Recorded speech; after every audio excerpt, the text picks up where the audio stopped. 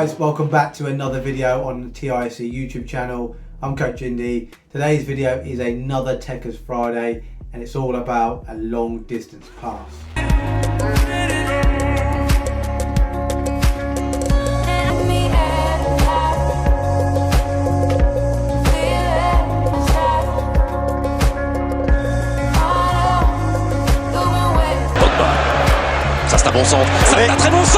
So the three different types of passes we're going to look at are the curled pass, the driven pass and the lofted pass. So they're the different types of passes we're going to look at. Then we're going to look at some technical aspects within them passes as well. So it could be the angle of approach when you strike the ball, it could be the momentum into the ball as well. And then we'll look at some spinning techniques, so how you maybe want to curl the ball or maybe generate some backspin, for example. And then we're just going to touch on some scenarios in which you maybe use those in the game as well. So without further ado, let's dive into the video.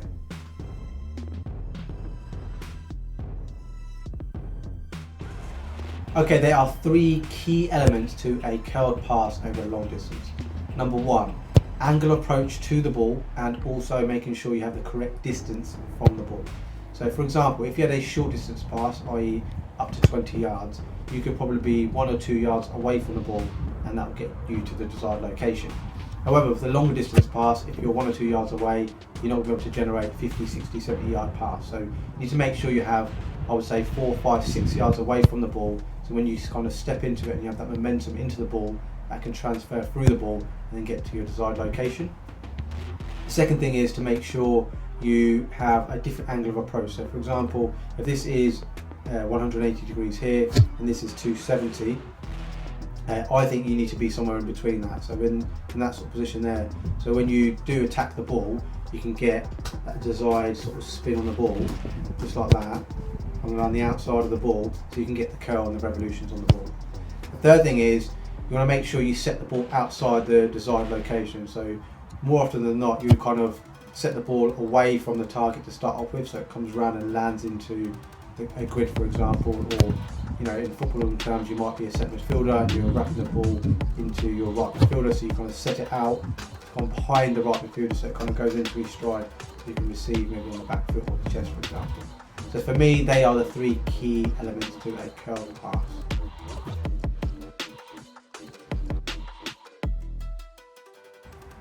Okay, moving on to a driven pass. Now for me, the angle approach is very, very similar to, say, a curled pass. But I think with the curled pass you can exaggerate it a bit more because you really need to get around the outside of the ball. But maybe with a driven pass you can be a bit more acute, so i.e. closer to that sort of 180. If you imagine that's the 180 and that's 270, maybe you can be closer to the 180 there, for example. Whereas a curl you could be closer to the 270, for example. And then also the second thing is to make sure that the location of where you strike the ball. Now I've got a ball here obviously right in front of me. For me that's kind of like the middle of the ball is right there, obviously the bottom of the ball is just here. You kind of want to hit in between those two locations really, so about here for me is about right. So when you sort of strike the ball, it's kind of, you strike the ball, it's kind of a jab technique, so you have very little and minimal sort of follow through. So you strike the ball, bang, and then there's not much of a follow through after that. There's very, very little. So yeah, for me that's kind of, the way to strike a driven pass. It kind of worked for me throughout my career as well. But they're the key things to kind of work on with a driven pass.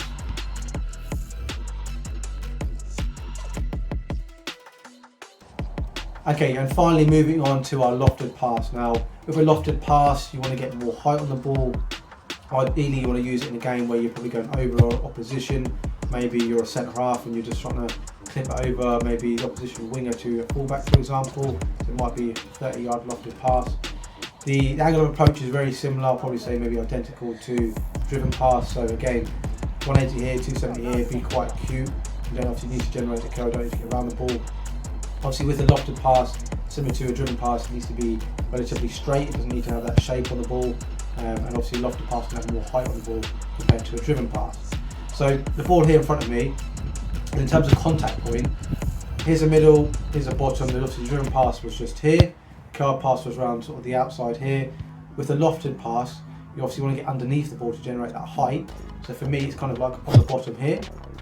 And if you notice where I'm kind of acting my hand as a foot here, and as you go through you want to kind of get a little bit of momentum, so a bit more momentum than the jab and the driven technique, if you like. So you kind of go through the ball, and then you can generate some spin on the ball. I would say some backspin, because getting some of that pet check on the ball actually helps.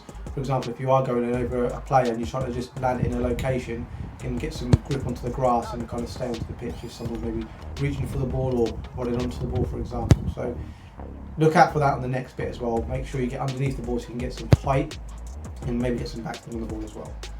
There you have it, guys. That is another Tekkers Friday video in the bag for you guys. Hope you guys enjoyed this one. Hope you learned something from it as well. Maybe the angle of approach when you're striking the ball, sort of the differences between a curled one and a driven one, for example. Maybe where you're going to be striking the ball to maybe get some backspin on the ball, and maybe the follow through as well. So maybe a jab technique as well. There's loads to kind of learn. What do you think is a mid-range pass? What would you define as a short distance pass, and what would you define as a long distance pass as well? I'd love to just hear your thoughts. Drop in the comments below. For me, a long distance pass is 40 yards plus. Anything below that is a mid-range pass or a small distance pass or a short distance pass. So love to hear your comments, drop them all below. Final thing to mention is please subscribe to our channel.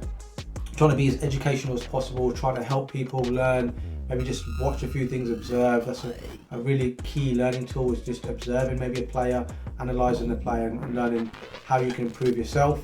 And then after that, just about repetition. Can you repeat and just maybe improve 1% a day or 1% a week, depending on how often you train as well. So please do like, subscribe and support the channel, and we'll see everyone next time.